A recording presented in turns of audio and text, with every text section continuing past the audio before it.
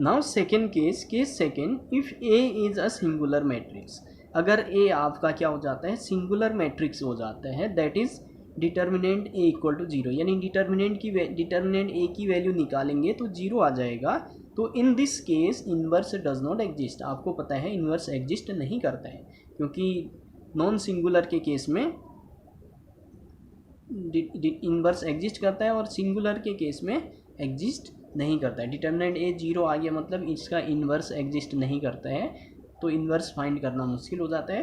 तो हम देखिए, देन वी कैलकुलेट, इस केस में फिर हम क्या करते हैं, adjoint A into B, adjoint A into B find करते हैं। एडजॉइंट ए निकालना, एडजॉइंट निकालना आपको आता है, उसका मल्टीप्लाई बी के साथ करते हैं। Then we have two conditions, फिर यहाँ से आपके पास या हमारे पास टू कंडीशन और आ जाते हैं। ओके, अब टू कंडीशन क्या है उसकी बात करते हैं। ओके, अब इसमें देखिए फर्स्ट जो केस बनेगा, if adjoint A into B, adjoint A into B is not equal to zero. अगर adjoint A into B zero नहीं आता है, then solution does not exist. इस केस में सोल्यूशन एग्जिस्ट नहीं करेगा, सिस्टम ऑफ इक्वेशन इनकंसिस्टेंट कहेंगे। इस केस में हम क्या कहेंगे, इनकंसिस्टेंट कहेंगे, जब adjoint A into B not equal to zero आएगा।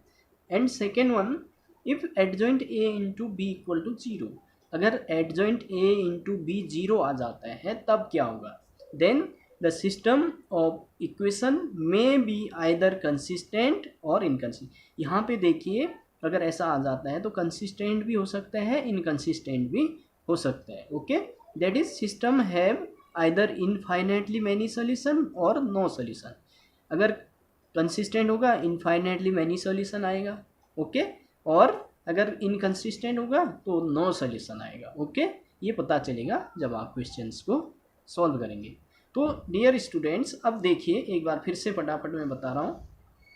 देखिए, जब linear system of linear equation को आप ए एक्स बी यानी ए एक्स इक्वल टू बी के फॉर्म में जब इक्वेशन होता है, तो यहाँ पे देखिए हम क्या करते हैं, केस फर्स्ट में if A is non singular matrix, अगर सिंगुलर मैट्रिक्स नहीं है, determinant A not equal to zero होगा, तो इस केस में इन्वर्स एग्जिस्ट करेगा और इसका यूनिक सोल्यूशन होगा। यूनिक सोल्यूशन कैसे निकालेंगे, x equal to A inverse B, A inverse निकालेंगे, उसका मल्टीप्लाई बी के साथ करेंगे, तब हम क्या करेंगे, इनका कंपेयर कर लेंगे और इनका सोल्यूशन निकाल लेंगे।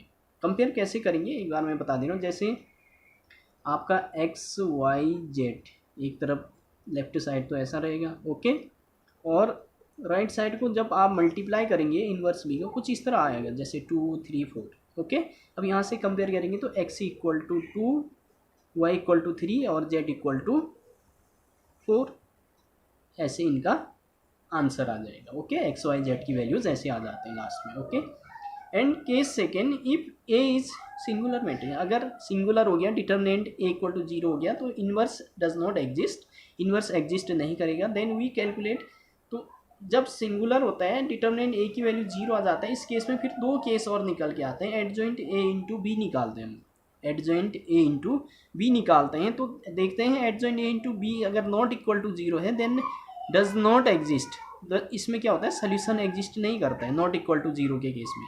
ओके, अगर इक्वल टू जीरो आ गया, देन सिस्टम ऑफ इक्वेशन में भी कंसिस्टेंट और कंसिस्टेंट हो भी सकते हैं और नहीं भी हो सकता है। कंसिस्टेंट होगा तो इनफाइनाइटली मैनी सोल्यूशन, और नहीं होगा तो नो सोल्यूशन आएगा। ओके, अब बात करते हैं students homogeneous system of equations. देखिए होमोजीनियस इक्वेशंस कैसे इक्वेशंस होते हैं इसकी बात करते हैं। तो होमोजीनियस इक्वेशंस में students A x equal to zero के फॉर्म में होते हैं।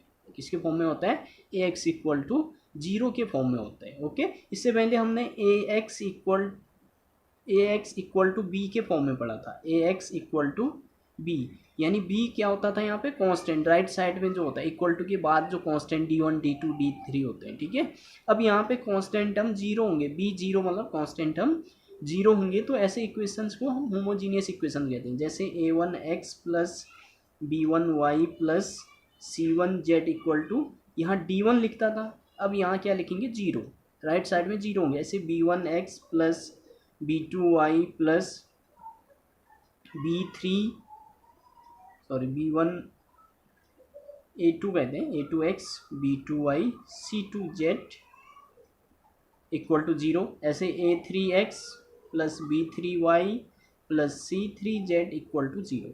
अगर देखिए इसमें राइट साइड जीरो, इसको B कहते हैं, मैट्रिक्स B कहते हैं। अगर ये जीरो होता है, B जीरो होता है, या फिर राइट साइड या कांस्टेंट टर्म जीरो होते हैं, तो ऐसे इक्वेशंस को हम क्या कहते हैं? Homogeneous equations. क्या कहते हैं? Homogeneous equations. अब इनके सॉल्यूशंस को कैसे करते हैं, इसमें भी देखिए वही काम करते हैं हम फिर से। जो फर्स्ट केस है हम इसमें फाइंड करेंगे, अगर ए क्या होगा आपका? Non singular. नॉन सिंगुलर, फिर से नॉन सिंगुलर मतलब डिटर्मिनेंट ए की वैल्यू अगर जीरो नहीं आ रहा है। ओके, अगर डिटर्मिनेंट ए की वैल्यू जीरो नहीं आ रहा है मतलब इनवर्स एग्जिस्ट करेगा। ओके, ऐसे केस में क्या होगा? ए इनवर्स एग्जिस्ट करेगा। इनवर्स एग्जिस्ट करेगा तो स्टूडेंट्स ऐसे केस में आपका जो है यूनिक सॉल्यूशन होगा। क्या होगा? यूनिक सॉल्यूशन होते हैं, पहले भी आया था ये केस। यूनिक सॉल्यूशन होगा, दैट इज इसमें क्या होता है, जो x1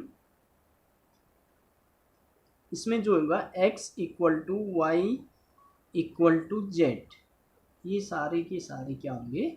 जीरो होंगे। ठीक है, यूनिक सोल्यूशन क्या होगा? सीधे सीधे x equal to y equal to z equal to zero, x y z की वैल्यू डायरेक्ट निकाल सकते हैं। ओके, जैसे for example 2x plus 3y plus 5z equal to zero. देखो x जीरो, वाई जीरो और जेड जीरो रख के देखिए, zero plus zero equal to zero.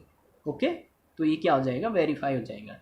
तो इस केस में डायरेक्ट यूनिक सोल्यूशन होता है x equal to y equal to z equal to zero के इक्वल आता है। ओके, एंड सेकेंड केस, अगर ए सिंगुलर मैट्रिक्स हो गया, सिंगुलर मैट्रिक्स मतलब डिटर्मिनेंट ए की वैल्यू क्या आ गया? जीरो आ गया, तो इस केस में जो सिस्टम होगा कंसिस्टेंट होता है, कंसिस्टेंट होगा। ओके, इसमें दो केस देखने की जरूरत नहीं होगी। And it has infinitely many solution, और सीधे इनफाइनाइटली मैनी सॉल्यूशन। तो मैनी सॉल्यूशन, इनफाइनाइट सॉल्यूशन तो आप निकाल नहीं सकते, बस डायरेक्ट कह देंगे इनफाइनाइटली मैनी सॉल्यूशंस होंगे।